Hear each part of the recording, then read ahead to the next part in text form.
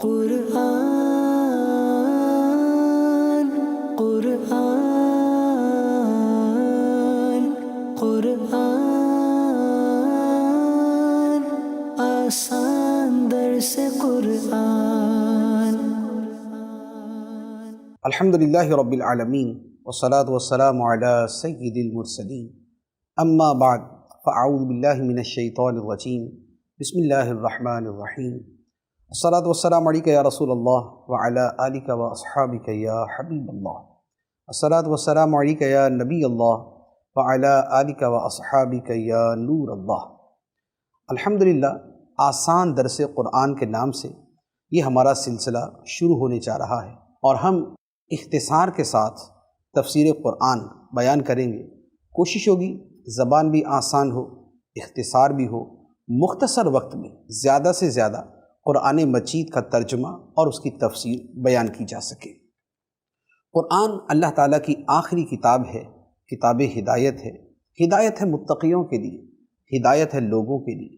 رمضان کے مہینے میں لوح محفوظ سے آسمان دنیا پہ اتری، اور اسی ماہ مبارک میں لیلۃ القدر میں اس کا نزول ہوا، اور پھر 23 سال کے عرصے میں تھوڑا تھوڑا کر کے یہ قرآن مجید سرکار دو عالم نور مجسم احمد مجتبیٰ محمد مصطفیٰ صلی اللہ علیہ وآلہ وسلم پر نازل ہوتا رہا، اور 23 سال کے عرصے میں اس کا نزول مکمل ہوا۔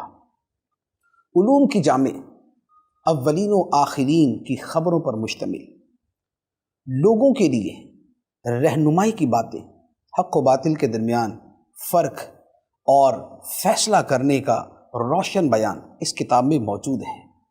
اس کی ایک ایک صورت، ایک ایک آیت، ایک ایک سطر، ایک ایک لفظ نور ہی نور ہے، رب کا کلام ہے، کلام رب کی صفت ہے۔ اس کی عظمت و شان کی حقیقت یہ ہے کہ بیان نہیں ہو سکتی۔ اللہ تعالیٰ نے اسے ہمارے لیے نازل فرمایا تاکہ اس سے رہنمائی حاصل کریں۔ رہنمائی کے لیے اسے پڑھنا ضروری ہے، اسے سمجھنا ضروری ہے، اور سمجھنے کے لیے الحمدللہ ہم یہ سعادت حاصل کر رہے ہیں کہ آسان زبان میں اس کی تفسیر بیان کریں گے، سنیں گے، اور انشاءاللہ اس سے ہدایت حاصل کریں گے اور اس کی تعلیمات پہ عمل کریں گے۔ قرآن مجید کی پہلی سورت ہے سورہ فاتحہ۔ سورہ فاتحہ کی 7 آیتیں ہیں، اور اس سورہ مبارکہ کے بہت سے نام ہیں۔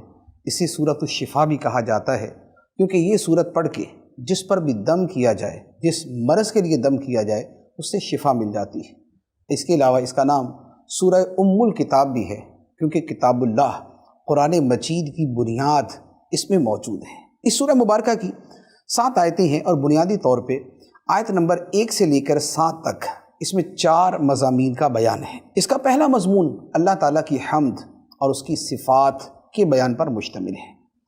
دوسرا بیان صرف اللہ عز و جل کی عبادت کی جائے اور صرف اسی سے حقیقی طور پہ مدد مانگی جائے۔ اس کا تیسرا مضمون صراط مستقیم پر چلنے کی دعا ہے، اور چوتھا مضمون ہے وہ صراط مستقیم، وہ سیدھا راستہ ہوتا کیا ہے۔ تو یہ 4 مضمون اس سورہ مبارکہ میں بیان کیے گئے۔ ارشاد ہوتا ہے، اعوذ باللہ من الشیطان الرجیم، بسم اللہ الرحمن الرحیم، الحمدللہ رب العالمین، الرحمن الرحیم، مالک یوم الدین، ایاک نعبد و ایاک نستعین، اہدنا الصراط المستقیم، صراط الذین انعمت علیہم غیر المغضوب علیہم ولا الضالین۔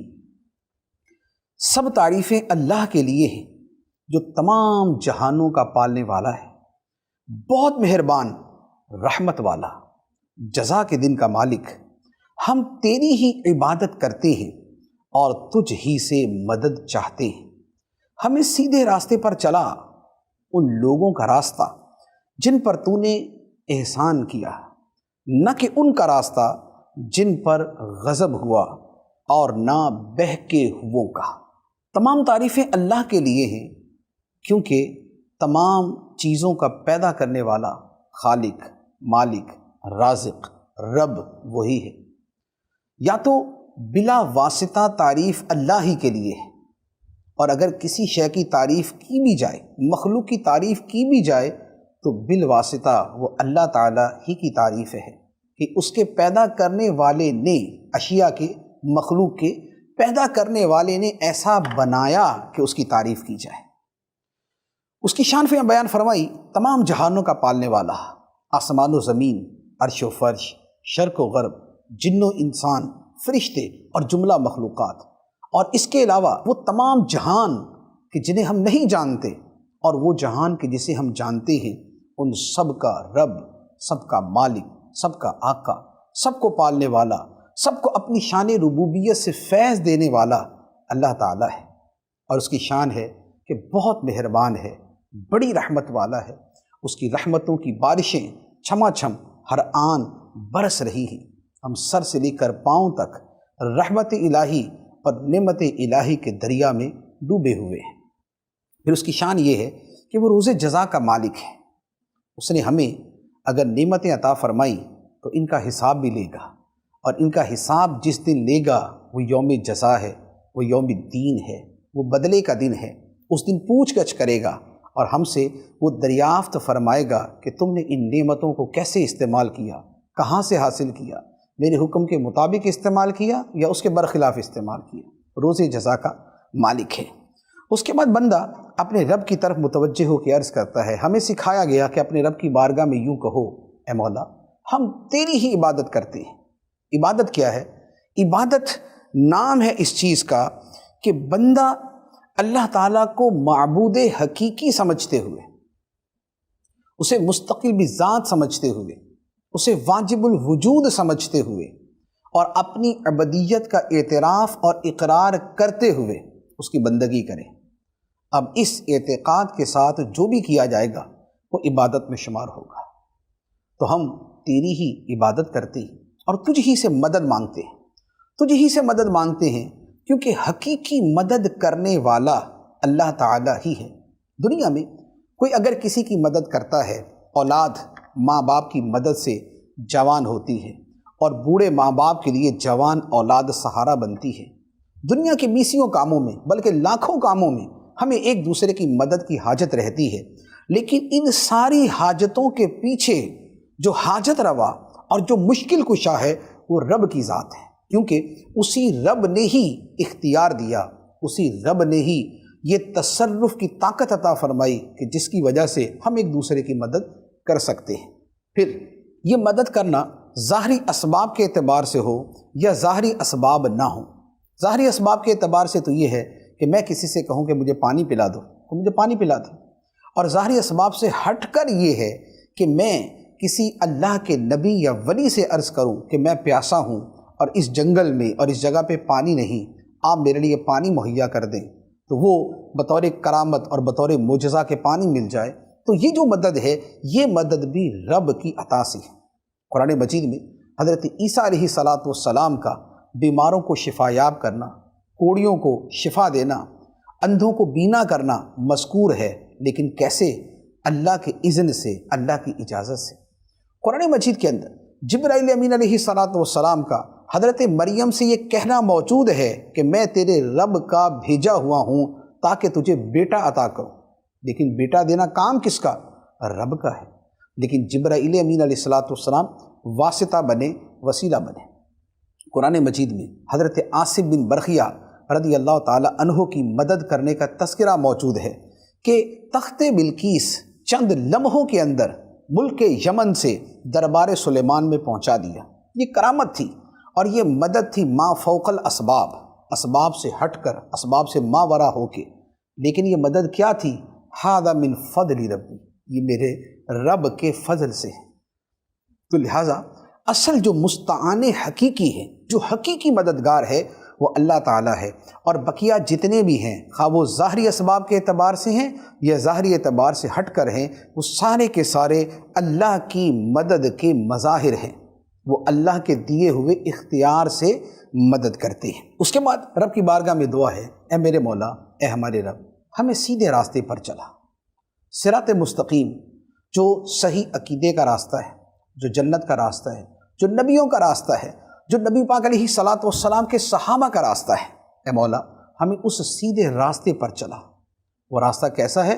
فرمایا راستہ ان کا جن پر اے مولا تو نے انعام کیا، انعام کن پہ ہے؟ نبیوں پہ ہے، صدیقوں پہ ہے، شہیدوں پہ ہے، صالحین پہ ہے، جنہیں ہم اولیاء کہتے ہیں۔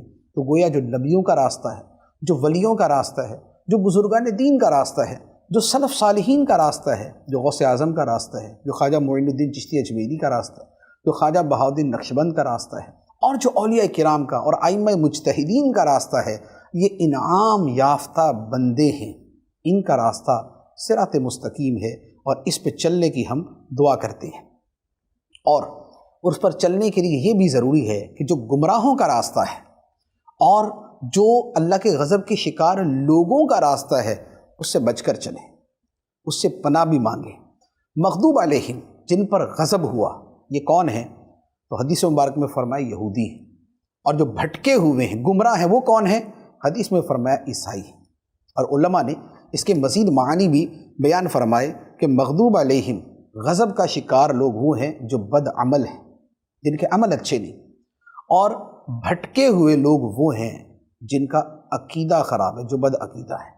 تو بد عقیدہ سے بچنا، بد عمل سے بچنا، کافروں کی صحبت سے بچنا، یہ ضروری ہے صراط مستقیم پانے کے لیے۔ اس کے آخر میں آمین کہنا نبی پاک صلی اللہ تعالیٰ علیہ وآلہ وسلم کا طریقہ رہا ہے۔ یہ سورہ فاتحہ شریف ہے، اس پر بہت تفصیل سے کلام ہم کر سکتے ہیں، لیکن بات وہی ہے کہ اختصار ملحوظ ہے، اس لیے اتنے ہی میں اس کی تفصیل بیان کی جاتی ہے۔ اس کے بعد سورۃ البقرہ ہے۔ سورۃ البقرہ مدینہ منورہ میں نازل ہوئی، مدنی سورت ہے۔ اس کی 286 آیتیں ہیں، 286، اور اس کے 40 رکوع ہیں۔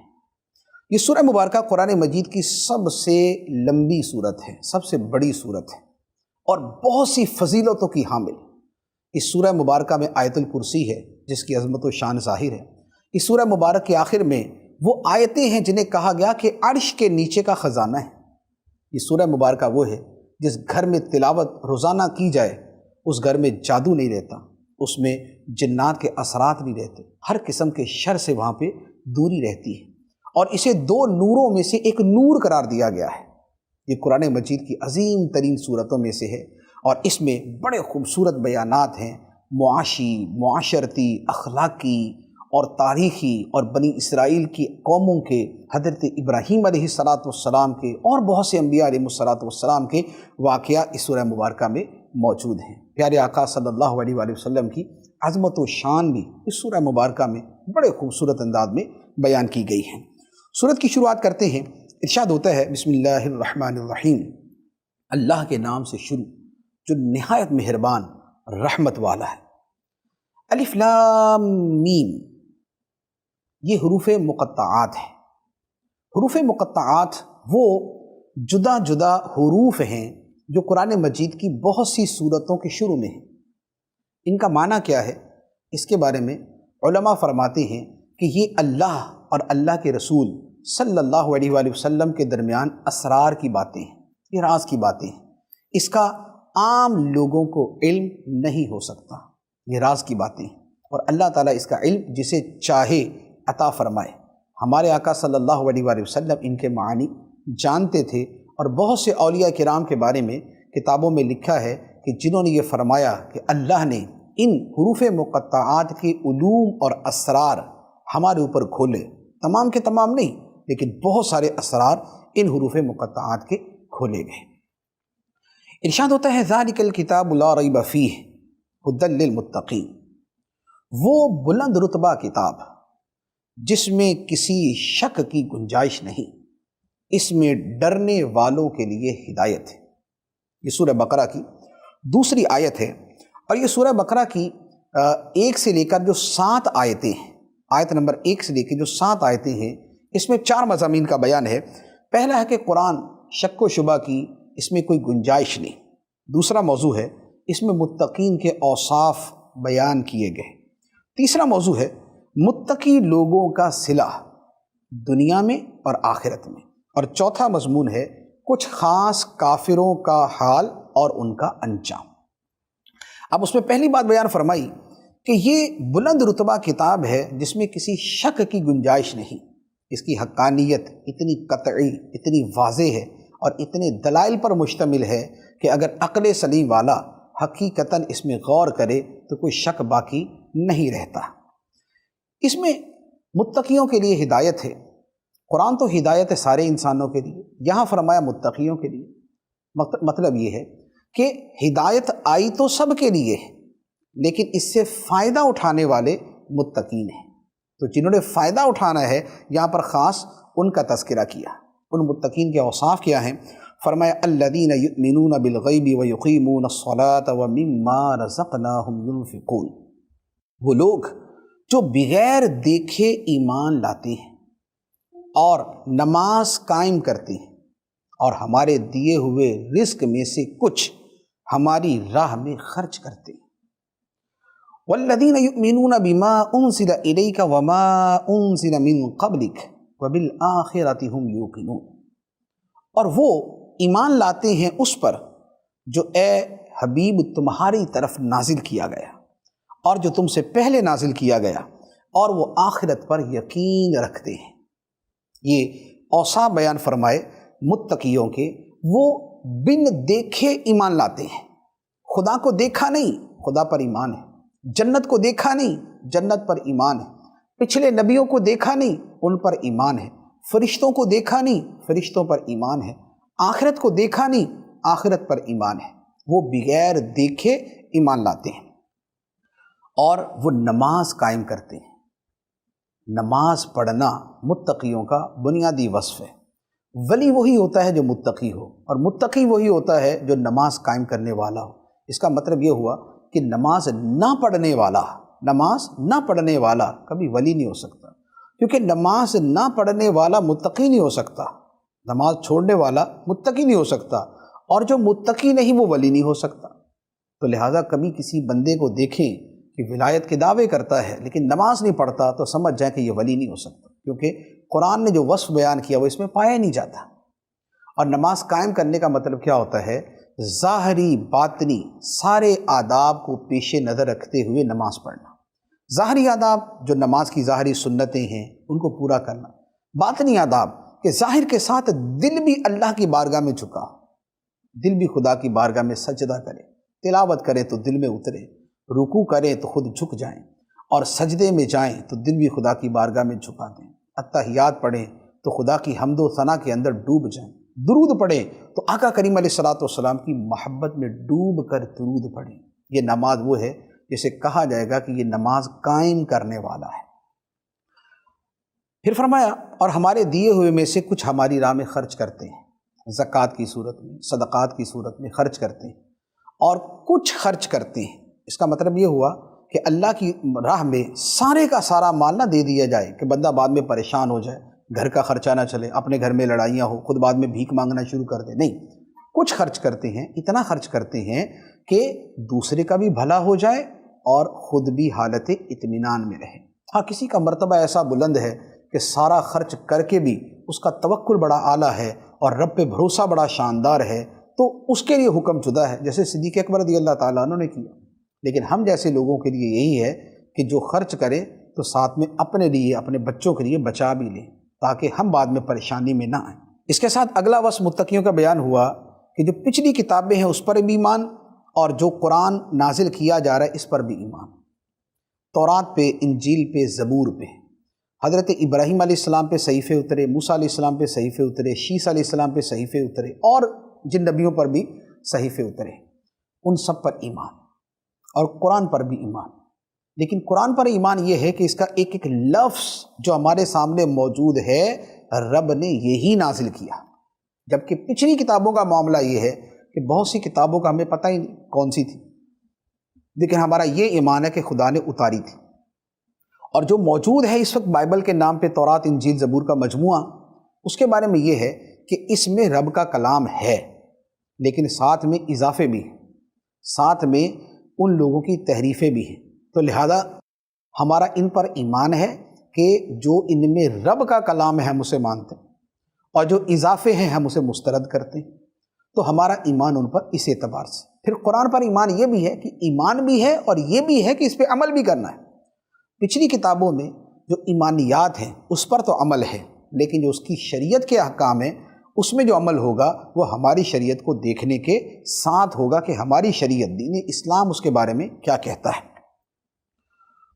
تو فرمایا کہ وہ پچھلی کتابوں پہ ایمان رکھتے ہیں متقی لوگ، اور قرآن پہ ایمان رکھتے ہیں، اور آخرت پہ یقین رکھتے ہیں۔ اب ان کا صلہ کیا ہے؟ فرمایا اولئک علی ھدی من ربہم واولئک ھم المفلحون، یہی لوگ اپنے رب کی طرف سے ہدایت پر ہیں اور یہی لوگ کامیابی حاصل کرنے والے ہیں۔ ہدایت متقیوں کو ہے اور آخرت کی فلاح بھی متقیوں کے لیے۔ اس کے بعد کافروں کے احوال بیان کیے، فرمایا ان الذین کفروا سواء علیہم اانذرتہم ام لم تنذرہم لا یؤمنون، ختم اللہ علی قلوبہم وعلی سمعہم وعلی ابصارہم غشاوہ ولہم عذاب عظیم۔ بے شک وہ لوگ جن کی قسمت میں کفر ہے ان کے لیے برابر ہے کہ آپ انہیں ڈرائیں یا نہ ڈرائیں، یہ ایمان نہیں لائیں گے۔ اللہ نے ان کے دلوں پر اور ان کے کانوں پر مہر لگا دی ہے اور ان کی آنکھوں پر پردہ پڑا ہوا ہے اور ان کے لیے بہت بڑا عذاب ہے۔ یہ کچھ کافروں کے حوالے سے کلام ہے کہ ویسے تو یہ ہے کہ کافروں کو دعوت اسلام دی جائے تو اس میں بہت سے اسلام قبول کر لیتے ہیں۔ نبی پاک علیہ الصلوۃ والسلام نے بہت سے کافروں کو ہی دعوت دی تھی جنہوں نے اسلام قبول کیا، لیکن کچھ ایسے تھے کہ جن کے بارے میں فرمایا کہ ان کی قسمت میں کفر ہے۔ قسمت میں کفر یہ نہیں کہ خدا نے لکھ دیا ہے کہ اب یہ مسلمان ہو ہی نہیں سکتے، نہیں، بلکہ ان لوگوں کا جو عناد ہے، جو ہٹ دھرمی ہے، جو سرکشی ہے، جو حق کا مقابلہ کرنا ہے، جو سمجھتے بوجھتے بھی حق کو قبول نہ کرنا ہے، تو یہ ضد، یہ انانیت اور یہ استکبار جو ہے یہ ان کو اس حالت پہ لے گیا کہ اب ان کے دلوں میں ایمان داخل نہیں ہوگا۔ تو یہ ان کے اپنے اعمال اور کرتوتوں کی وجہ سے اب یہ ایسا ہو گیا کہ یہ اسلام قبول نہیں کریں گے۔ تو فرمایا کہ انہیں ڈراؤ نہ ڈراؤ، سمجھاؤ نہ سمجھاؤ، ان کے لیے برابر، ان کے لیے برابر ہے، سمجھانے والے کے لیے نہیں۔ سمجھانے والے کو تو ثواب ملے گا، دعوت اسلام دینے والے کو تو ثواب ملے گا، ہاں ان کے لیے برابر ہے، یہ قبول نہیں کریں گے۔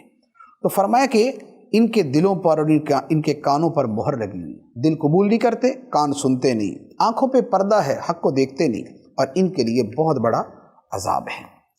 اس کے بعد آیت نمبر 8 سے لے کر 13 تک 3 باتیں بیان ہوئی۔ پہلی بات ہے کہ ایمان لانے میں منافقوں کا حال اور منافقوں کا انجام۔ دوسری بات ہے منافقوں کا اصلاح کے نام پر فساد، نام لینا اصلاح کا اور کرنا فساد۔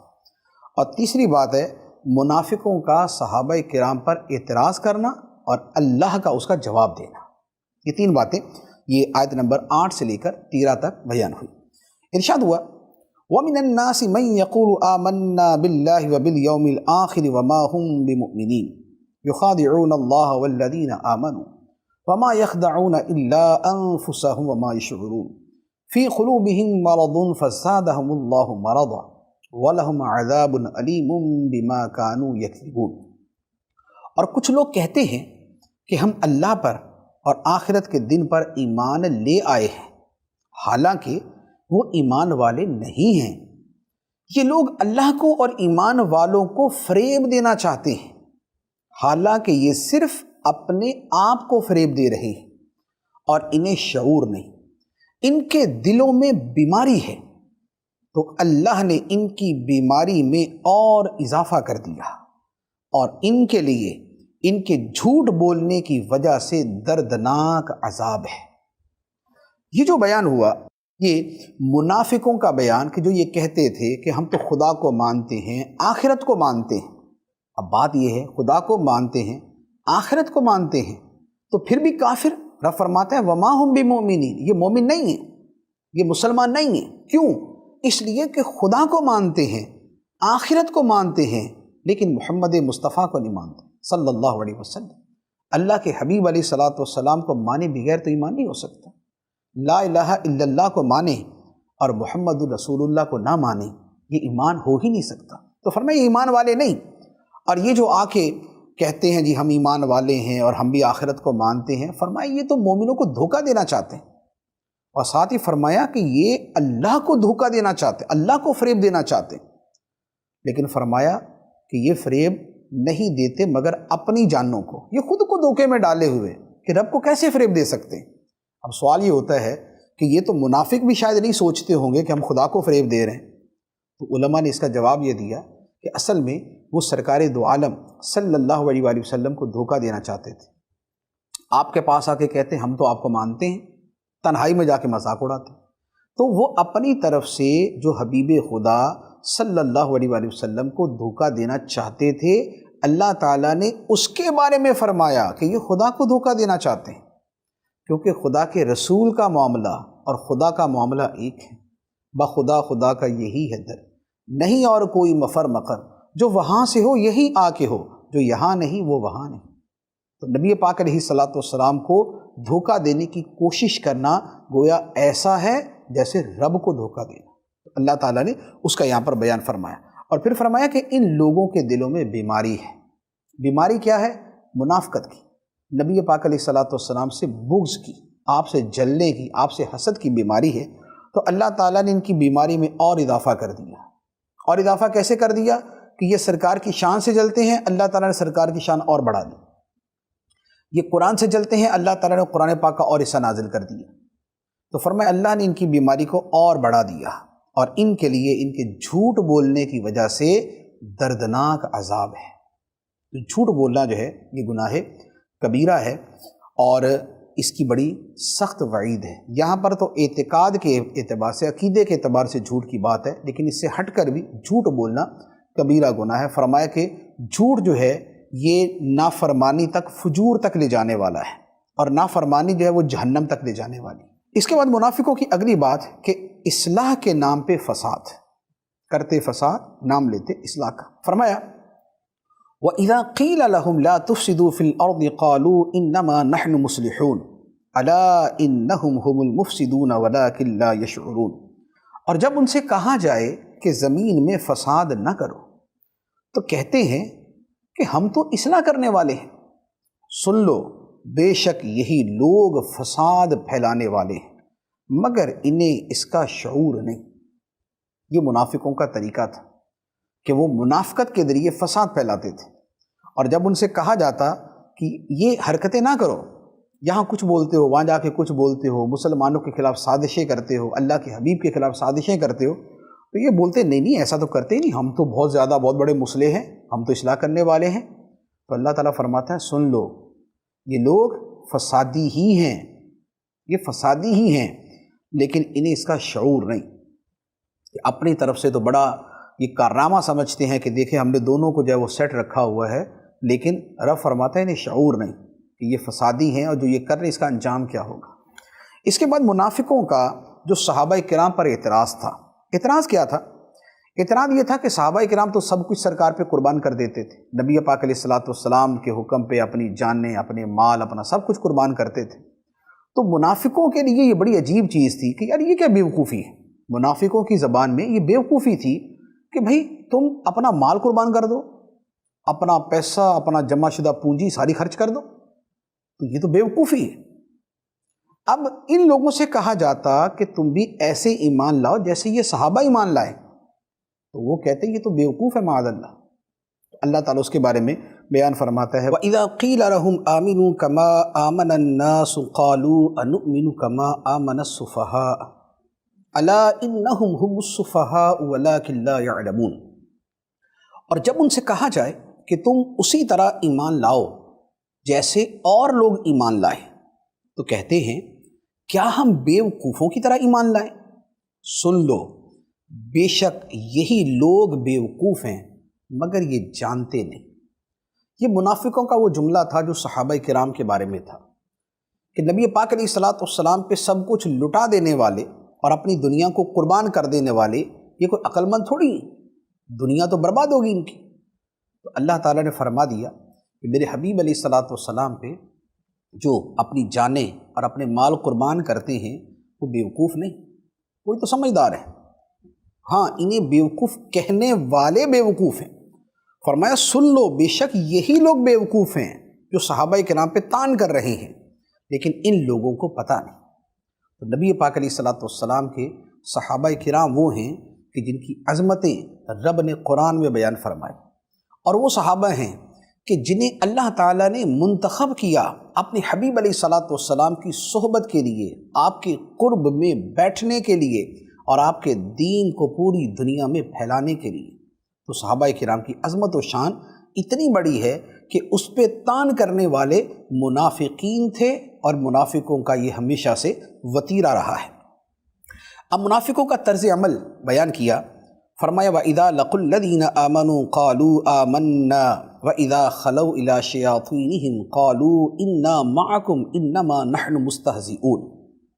اور جب یہ ایمان والوں سے ملتے ہیں تو کہتے ہیں ہم ایمان لا چکے ہیں، اور جب اپنے شیطانوں کے پاس تنہائی میں جاتے ہیں تو کہتے ہیں کہ ہم تمہارے ساتھ ہیں، ہم تو صرف ہنسی مذاق کرتے ہیں۔ یہ تھے منافق۔ مومنوں سے ملتے، صحابہ سے ملتے تو کہتے ہم تو ایمان والے ہیں، لیکن جب اپنے شیطانوں کے پاس، اپنے سرداروں کے پاس جاتے تو ان سے جا کے کہتے کہ بھی ہم تو تمہارے ساتھ ہیں، یہ جو مسلمانوں سے ہم نے کہا تھا، یہ جو صحابہ سے ہم نے کہا تھا کہ ہم بھی ایمان والے ہیں، یہ تو ایسے مستی مذاق چل رہا تھا ہمارا، یہ تو مذاق کر رہے تھے۔ لیکن انہیں یہ پتہ نہیں کہ یہ مذاق کہاں کر رہے ہیں اور کس کے بارے میں کر رہے ہیں، اور اس مذاق کا انجام کیا ہوگا۔ مذاق کر رہے ہیں صحابہ کے ساتھ، اور مذاق کر رہے ہیں نبی پاک علیہ الصلاۃ والسلام کے بارے میں، اور مذاق کر رہے ہیں دین اسلام کے اہم ترین چیز کے بارے میں۔ اللہ تعالیٰ فرماتا ہے اللہ یستہزئ بہم ویمدہم فی طغیانہم یعمہون اولئک الذین اشتروا الضلالۃ بالہدی فما ربحت تجارتہم وما کانوا مہتدین۔ فرمایا اللہ ان کی ہنسی مذاق کا انہیں بدلہ دے گا، اللہ ان کی ہنسی مذاق کا انہیں بدلہ دے گا، اور ابھی وہ انہیں مہلت دے رہا ہے کہ اپنی سرکشی میں یہ بھٹکتے رہیں۔ یہی وہ لوگ ہیں جنہوں نے ہدایت کے بدلے گمراہی خریدی، تو ان کی تجارت نے کوئی نفع نہ دیا، اور یہ لوگ راہ جانتے ہی نہیں تھے۔ فرمایا کہ یہ جو کہنے والے نا ہم مذاق اڑاتے ہیں، ہم تو مذاق کر رہے تھے، ان کے مذاق کا بدلہ تو رب انہیں دے گا کہ تم مذاق اڑاتے تھے، اور وہ بھی کن کے بارے میں اور کس کے ساتھ، تو اللہ تمہیں اس کا بدلہ دے گا۔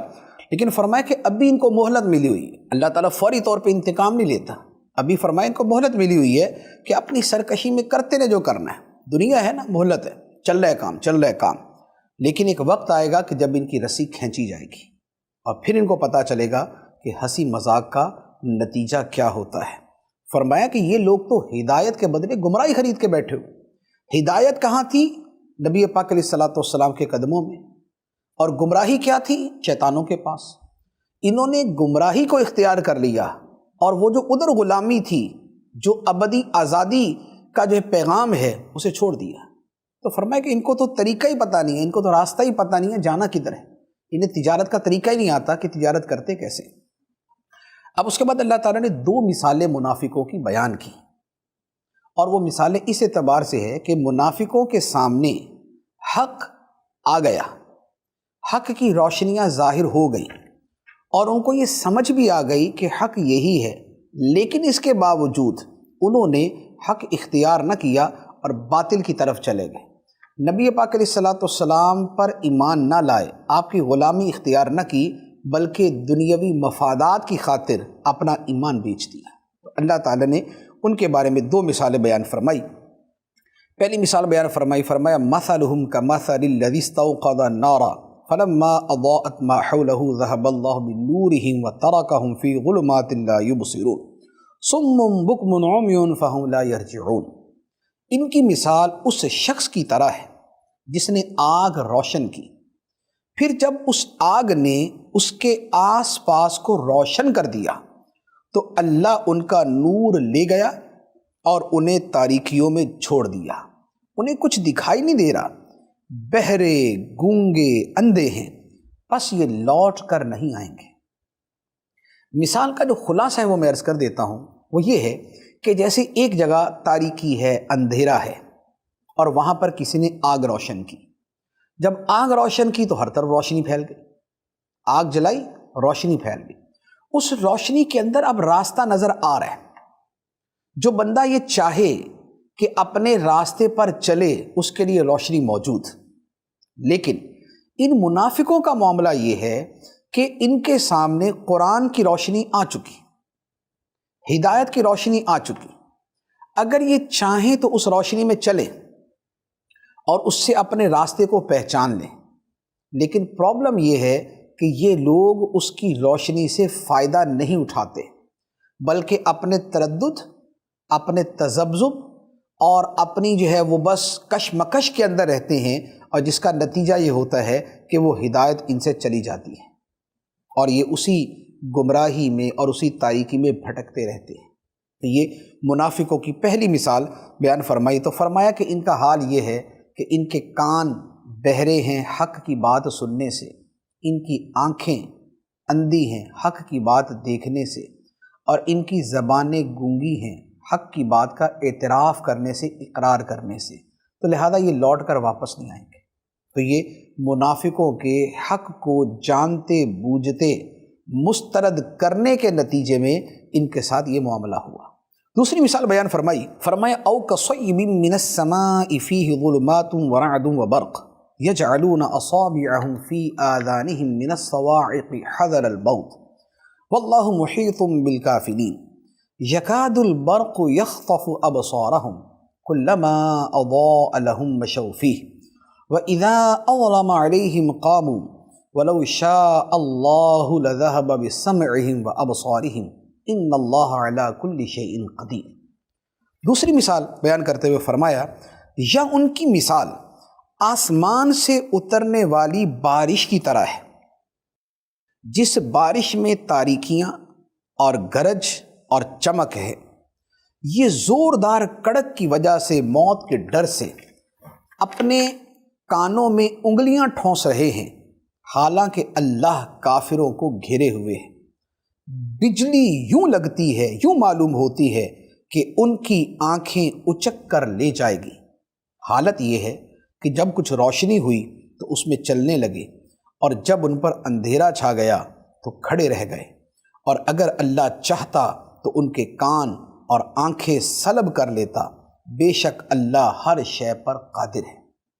یہ دوسری مثال یہ اس اعتبار سے ہے کہ اللہ تعالیٰ نے آسمان سے ہدایت اتاری قرآن کی صورت میں، اس قرآن کے اندر بشارتیں بھی ہیں ایمان والوں کے لیے، اس میں وعیدیں بھی ہیں کافروں کے لیے، اور اس کی وعیدوں کے اندر ایک جو زور ہے اور ایک جو دلوں کو ہلا دینے والی کیفیت ہے وہ موجود ہے۔ اب ہوتا یہ ہے کہ جب اسلام کو کچھ ظاہری اعتبار سے کچھ دنیاوی ترقی ملتی ہے اور منافقوں کو یہ نظر آتا ہے کہ اسلام قبول کرنے میں پیسہ ملے گا، مفاد ملے گا، تو یہ اسلام کی روشنی میں چلنے لگتے ہیں، مشوفی، یہ اس کی روشنی میں چلنے لگتے ہیں۔ لیکن جب کوئی وعید اترتی ہے یا کوئی ظاہری اعتبار سے نقصان ہوتا ہے تو پھر یہ ڈر جاتے ہیں اور کھڑے ہو جاتے ہیں کہ نہیں بھئی اسلام قبول کرنے میں یہ پرابلم آ جائے گی، ہم نہیں کریں گے۔ تو فرمایا کہ مفاد کے اوپر اسلام کے ساتھ چلنے لگتے ہیں، نقصان کی صورت میں کھڑے رہ جاتے ہیں، اسلام کے ساتھ نہیں چلتے۔ تو فرمایا کہ منافقوں کی یہ حالت ہے، اور واقعتاً یہی طریقہ تھا کہ جب لگتا کہ مسلمان ہونے کے اندر یہ فائدے ہوں گے، یہ فائدے ہوں گے، تو پھر اسلام کے ساتھ چلتے، اور جب لگتا کہ نہیں بھی قربانی بھی دینی پڑے گی، جان بھی قربان کرنی پڑے گی، مال بھی دینا پڑے گا، تو پھر ٹھہر جاتے، نہیں بھی یہ نہیں کام ہو سکتا ہم سے۔ تو فرمایا کہ منافقوں کی یہ کیفیت ہے، لیکن نتیجہ یہ کہ بہرحال اسلام کے فیض سے فیض یاب نہ ہو سکے، محروم رہ گئے۔ فرمایا اگر اللہ چاہتا تو یہ جو اپنے کان بند کرتے ہیں انگلیاں ٹھونس کے تاکہ ان کے کانوں تک قرآن نہ جائے اور قرآن کی وعیدیں نہ جائے، تو فرمایا اس طرح کرنے سے کوئی فائدہ نہیں۔ اللہ چاہتا تو ان کے کان اور ان کی آنکھیں سلب کر لیتا، لیکن اللہ تعالیٰ نے دنیا کے اندر مہلت دی ہوئی ہے۔ بے شک اللہ ہر شے پر بہت قدرت رکھنے والا ہے، اللہ تعالیٰ ہر شے پہ قادر ہے، چاہے تو ان کو دنیا کے اندر ہی مس کر دے، چہرے بگاڑ دے، آنکھیں سلب کر لے، کان ختم کر دے، اللہ تعالیٰ ہر شے پر قادر ہے۔ شے کا مطلب ہوتا ہے ہر ممکن چیز، ہر ممکن، تو اللہ تعالیٰ ہر ممکن پر قادر ہے۔ اس کا جو پراپر ترجمہ بنتا ہے وہ یہ بنتا ہے بے شک اللہ ہر شے پر قادر ہے، یعنی اللہ تعالیٰ ہر ممکن پر قادر ہے۔ تو یہ الحمدللہ آج کے درس میں سورہ فاتحہ شریف کی 7 آیتیں اور سورۃ البقرہ کی 20 آیتوں کا ہم نے درس سنا۔ اللہ تبارک و تعالی قرآن پاک کے انوار سے ہمارے سینوں کو معمور فرمائے، اور یہ جو آسان تفسیر قرآن ہے اسے سن کر اس پر عمل کرنے کی توفیق عطا فرمائے۔ آمین بجاہ النبی الامین صلی اللہ علیہ وسلم۔ قرآن قرآن قرآن آسان درس قرآن